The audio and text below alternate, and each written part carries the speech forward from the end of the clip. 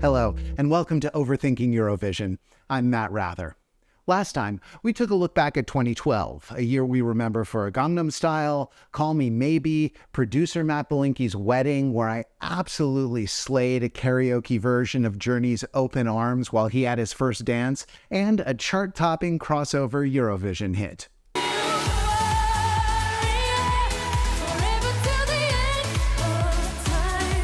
At the end of every year, ESC Radio does a countdown of the top 250 Eurovision songs according to fan voting. Euphoria won every single year from 2012 to 2021. But finally, in 2022, Chanel's song Slow Mo wiggled its butt into first place. And perhaps that's the true reason why Loreen picked this year for her big comeback. Now, of course, artists can change a lot in a decade. Here's what Constructa sounded like in the contest in 2022.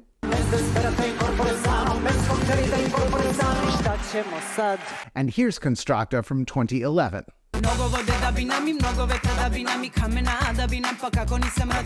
Loreen seems to be sticking with what worked the first time.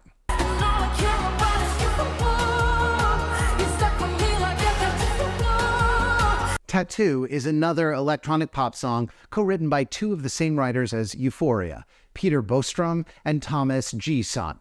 And like Euphoria, the performance art staging is half the song's appeal. It's time to say goodbye. This seems like a good chance to beta test something we've been playing with, a scale for rating Eurovision stagings. The horizontal axis represents difficulty. This certainly includes difficulty for the performers, as in Moldova's Lucky Day. But it could also include technical challenges, like Sergei Lazarov's interactive video wall. The vertical axis represents how meaningful and loaded with symbolism the staging is. So for instance, the slow-mo dance was super difficult, but wasn't super meaningful. It was just a sexy dance. Compare that to In Corpore Sano. That staging was actually pretty basic, but it certainly gave us a lot to overthink. By the way, if you're looking at where these songs are placed and already drafting an angry comment about how wrong we are, good, because you're going to be voting on where these belong next year. Maybe, unless we come up with a better project. But here's the one thing we want to point out about this graph. One assumption you might make is that the stagings that are over to the right and towards the top are better. This is exactly the Dead Poets Society formula. Then calculating the total area of the poem yields the measure of its greatness. Excrement, as Robin Williams would say. Euphoria rates in the middle on both axes, but we think it's one of the best stagings of all time. So this graph isn't meant to determine greatness, only to compare different aspects of stagecraft. And what this graph reveals is a sharp swerve in Loreen's approach, perhaps in reaction to her failed Eurovision comeback attempt in 2017. As you can see from the chart, Statements was just about the most ambitious piece of theater Melodifestivalen has ever seen. It features Loreen interacting with three different versions of herself as a child, a teenager, and an old woman. And as if that weren't enough, there are recreations of Michelangelo's Pietà statue, Eugene Delacroix's Liberty Leading the People painting, and an iconic photo of a woman hitting a neo-Nazi with her purse from 1985. We're not imagining this stuff, by the way. Loreen's creative director has said all this in an interview. But Statements not only failed to win Melodifestivalen, it didn't even qualify for the finals. And for a former champion like Loreen, that's gotta sting. So for Tattoo, we're getting a very different approach. She's not recreating the history of art here. Instead, this is a mesmerizing light show, an abstract representation of the rising intensity of the music. It's not a performance that asks you to use your brain, it's a performance designed to drown you in vibes. When Loreen was asked what it was all supposed to mean, her answer was vague even by Eurovision standards. Something that you recognize from somewhere. And it might sound like we're criticizing the staging for not giving us geniuses at Overthinking It literary allusions to dig into, but this is a super creative and effective 3 minutes. In fact, it was so striking that a variety show in the Philippines instantly copied it. Which is why it was kind of a bummer that Loreen had to leave her giant LED panini press at home. Apparently, the Liverpool arena couldn't handle it, which left her team scrambling to come up with something that had just as much wow factor, but didn't require a crane. And since her plans were still under wraps when I had to record this, I'm going to have Matt Belinkie splice in an analysis of the new staging here. Take it away, other Matt from the future. Hi Matt, New York calling. So it turns out Loreen's new staging is basically the same as her old staging. You know those travel-size shampoos you take with you on vacation? This is basically a travel-size giant panini press. And it's probably smart to do what worked in Melfest, but I'm a little bit disappointed she didn't try something completely new and radical. And I had a couple ideas for her. Number one, what if she got an actual tattoo live on stage? Now, 3 minutes is not a long time, so it's gonna have to be a very small tattoo. Or maybe she could have 12 guys giving her a tattoo simultaneously to get more done. Now, would it be difficult to sing while getting a tattoo from 12 guys simultaneously? Probably. But would it be memorable? Absolutely. Number two, get Jan up there. People are still salty about the way the Polish national selection show went. If you put Jan up on stage, maybe dancing around that platform, waving around one of those streamers they use in rhythmic gymnastics, guaranteed 12 points for Poland. And number three, imagine she's up there dancing on the giant panini press when all of a sudden the stage invader from Melfest is back. He's followed her to Liverpool. Somebody call security. When all of a sudden she reaches out her hand to him and pulls him up on the platform. It turns out that not only did she forgive him for the stage invasion in Melfest, she's decided to join his climate protest, and they unfurl the giant banner together. Oh, and maybe they even fall in love. Imagine if he's a hunky, rugged climate protester. Maybe he lives on a cool boat somewhere on the coast. You know what? I think I'm actually pitching a Netflix show now. Back to you, Matt. Thanks, Matt. I assume that was informative. But it wasn't. The stagings might be different, or they might not. I'm speaking from the past again, so what do I know? But there's one thing that is definitely the same between these two songs: an epic feeling of uplift. These songs share a feeling of opening up, of rising. In Euphoria, she actually says we're going... And in the new song, Loreen is literally raising the roof. Now, let's talk about the lyrics. Loreen's main theme seems to be her feelings about Albania's 2018 song, Mal, or more specifically, her lack of feelings. Actually, the lyrics are a major difference between Euphoria and Tattoo. I sort of feel like I'm on drugs when I'm with you. Not that I do drugs, unless you do drugs, in which case I do drugs all the time. 10 years later. You know what really sucks, though? What? Everything. Thematically, this is similar to last year's Swedish song, Hold Me Closer.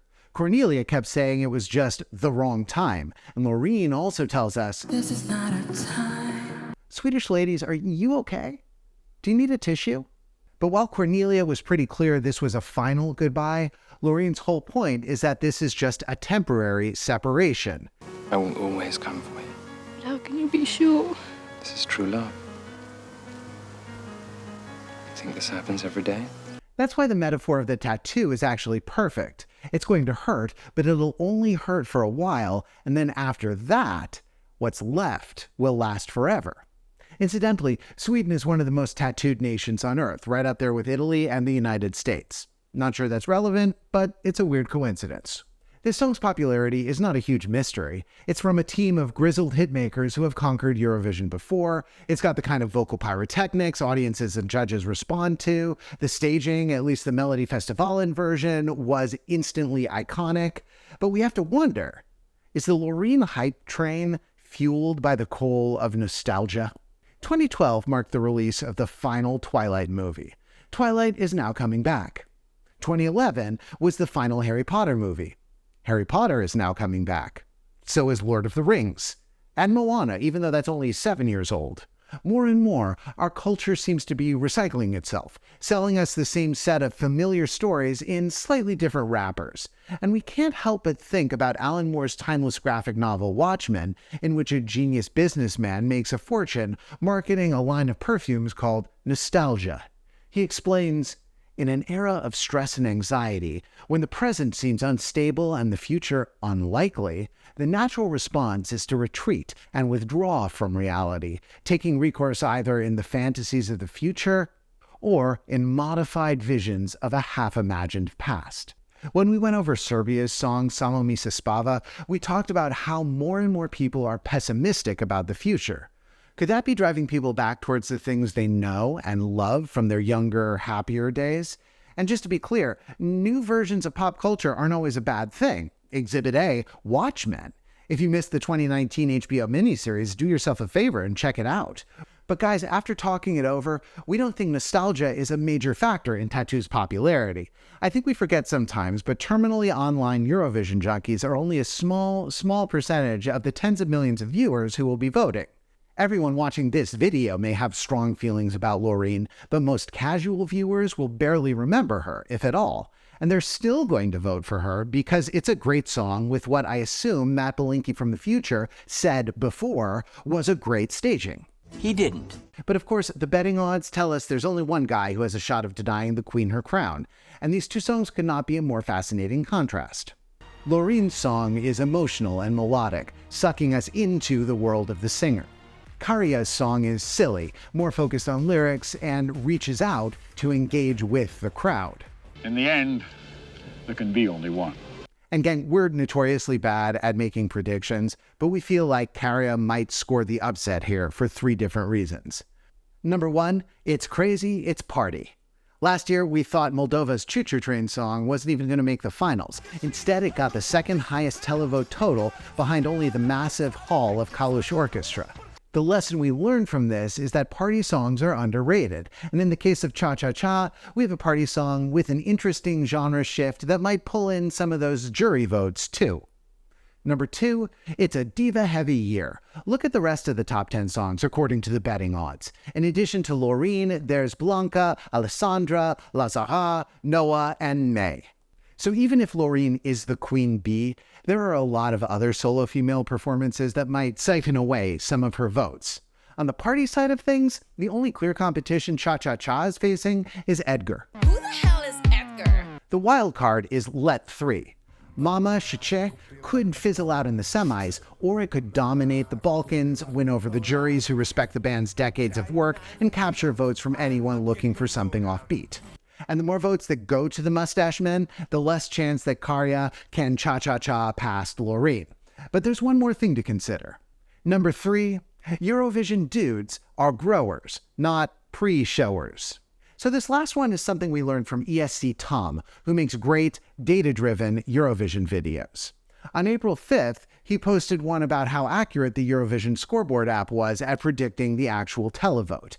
And he found that the hardcore Eurovision audience that uses the app ranks female singers higher compared with the broader audience that votes during the real show. Eurovision fandom really does overhype female pop songs, and that's fine. That as a community, they are songs that we enjoy a little bit more than the general public, and this is just proof of that. Tattoo will get more jury votes than Cha Cha Cha, and that means Karia will have some ground to make up in the televoting. But we think that in the end, he just might have enough pina colada mix in the tank to get the job done. And no matter what happens, we'll be back to talk about the results after the grand final. And we might have a couple things to post between now and then, so make sure you're subscribed to this channel. It's almost time for Liverpool, folks, and it feels like Christmas Eve. We'll see you next time. By the way, we apologize if we didn't deep dive into your favorite song this year. It's not that we didn't like it, it's just that we have jobs and families and stuff.